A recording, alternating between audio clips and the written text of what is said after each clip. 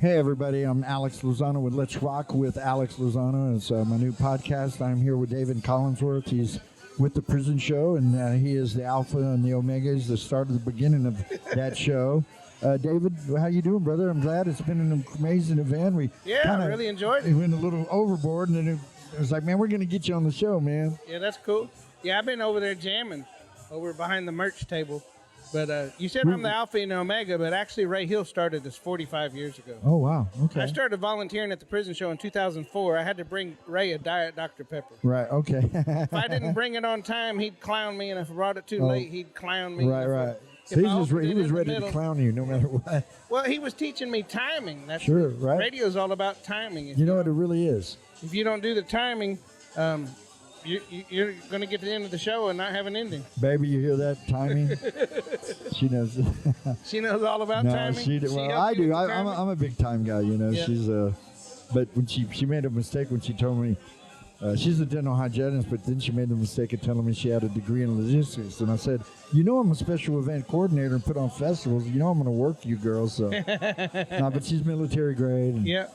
She's got her ears on. She's listening now. Yeah, she's amazing. She's, I've never known love like this before. And this wouldn't be happening if it wasn't for her. I'm telling you. Yeah, my sweetie Dee Dee, we talk about her every Friday night. And he's got 10 acres that'll be inviting us out to Shepherd for a podcast. We can actually have a big old festival out there. Don't make me do it. I got a mobile stage. Yep. Did you already say messed up? Did you hear what he said? The Popo don't visit us where I'm at. Oh, my God. I'm way out in the country. And you know what? I did used to produce a little thing called the Homegrown 420 Music and Art Festival. That's what I'm talking about. The Popo come out there right after we first moved in, told me close my gate. And how funny. Well, let me ask you this. I know you're familiar with the Zigzag Man, right? Oh, yeah. Well, did you know that the Zigzag Man has a tattoo of me on his ass? Ain't that right, baby? Tell him. Yeah. All right. Anyway. That's all right. So tell us more about the Prison Show. I know you reach a lot of We've actually guys grown. Out there. Yeah, because leaps and bounds. We were trying to get out of Houston area and trying to reach as many people as we could, and specifically the women out in Gatesville. Right. And we were trying to figure out how to get a repeater out that way and how much money it would cost KPFT to get a repeater out that way. They wanted us to get a whole new license, a whole new frequency. And $250,000 something. Yeah, I'd been negotiating with TDCJ because now they have tablets. All the inmates have tablets. Why don't you call Elon? He's got something. I got it approved. We're on a Dovo now, so we're in 45 states. 900,000 inmates are able to listen to us. Well, damn it, man. Jesus. Let's rock. Yeah. Let's put on a concert at Folsom or something. I don't care. It doesn't matter. They love music. Johnny Cash went there. Yep. Shit, it'd be badass, man. So we're growing. You've grown in leaps and bounds.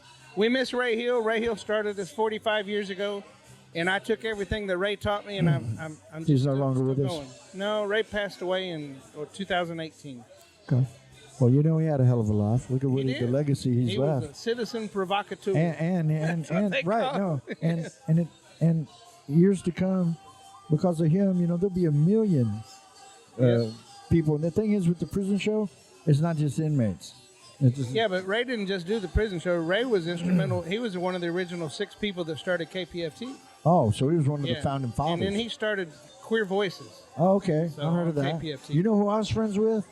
Baby, and some of the nicest people you have ever met before. And I know you know these, and I know you're real good friends, but I absolutely adore these people. Pat and Rose's Night Song. Oh, yeah, I love them. I mean, sweetest, man. I mean, anytime I'd find some new talent, I got a friend, Pat and Rosie, KPFT. It's the bomb. It's better than 101. It's, because that's me. I love Pat and Rosie. Yeah, just amazing. So we're on late night. We're on Friday nights from 9 to 11. Okay. That's a good time to do it, Friday night. Well, the guys are up late. It's Late Night Rack. Right. So I where they can listen to it. Insomniac Radio. I don't sleep at all. Yeah, we got to sneak into KPFT. Nobody else is there. It's all dark. Yeah, that's what I haven't been to the new station yet. You haven't been down there? No, I haven't. You have to go visit. It's kind of neat. Yeah. One of the first shows we did out of KPFT, there was a guy that showed up at the back door ready to take a shower. Oh, no.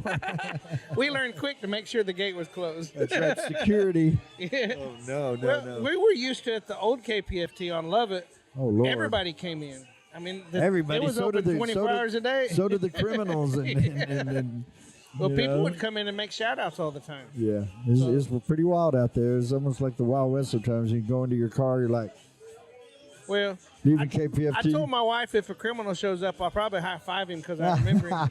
I've been down 3 times. Right. I've done 15 years total. Right. I went down the first time. I did 6 years. I got out, and I ended up messing up on parole. I went back for 4. I got out, messed up again, and went back for 5. I've been out this time, and I hadn't looked back. Well, good, buddy. Congratulations. I got off parole in February. You know, it's funny. He said I'd tell a little bit of a joke because I love my dad very much, and I miss him so much. But I always tell the story of, my dad liked prison so much he went twice. Yeah. Because when I was a little boy, it was like, your dad's going into the Army for a couple of years. You're going to move you to Grandma to Kilgore. Like, oh, my dad's going to be an Army man. I'm so proud of him. And then I get the little, when they go to wood shop and they send you the little wagon and, oh, man, he made this. He's an Army man. Man, he ain't no Army man. My daughter come to visit me several times. My parents would bring her. And one day she said, Daddy, I know you're in prison. I said, really? How do you know I'm in prison? She says, I watched the Apple Dumpling game. Oh, no.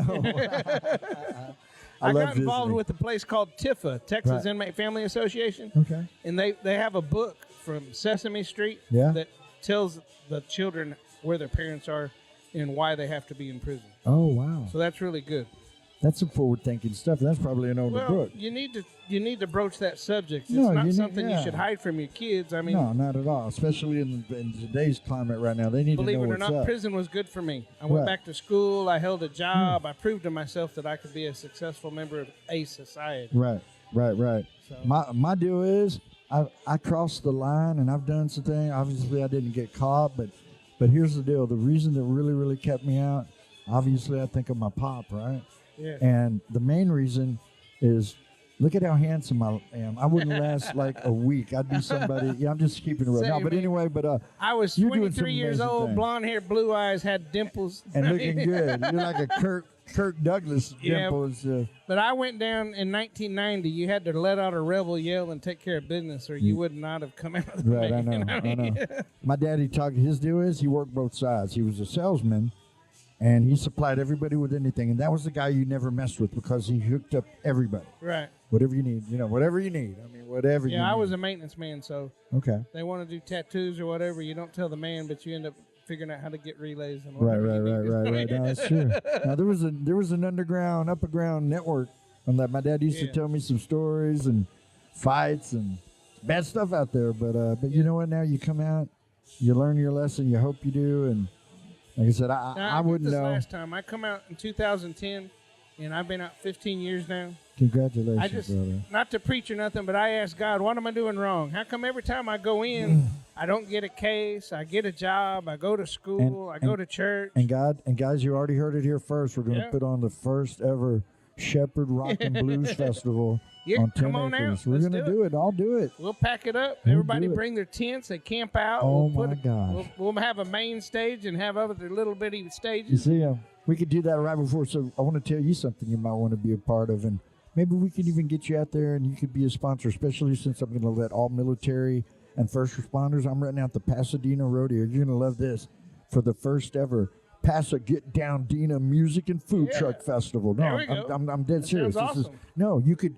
You could set up there and do a thing there. Yeah. And it would be amazing, and I wouldn't charge anything. Just have you out there and out of that fellowship. You know what I'm saying? Because they love music. Music brings us all together, man. And if it ain't going to cost me anything, the food trucks are going to pay for it.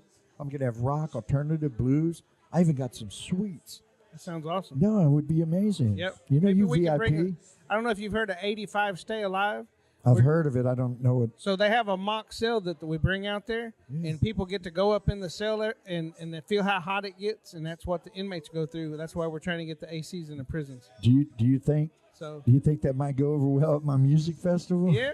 Have people go up and try and get up in there. It'd be 115, 120 degrees, and they'd come out and they'd understand why the inmates need AC. And they understand why you don't want to go there. That's a good reason. I tell you, we're from But Texas. your punishment is to go. It's not to get baked alive. Well, yeah, that's true. And another thing, there's a guy in Arizona. This warden, he had a big giant field, but let me tell you what he did. He had the most biggest rate of no prisoners coming back. And let me tell you what it was. He made everybody wear pink uniforms. Out in Arizona. No, I mean, I saw the numbers and everything.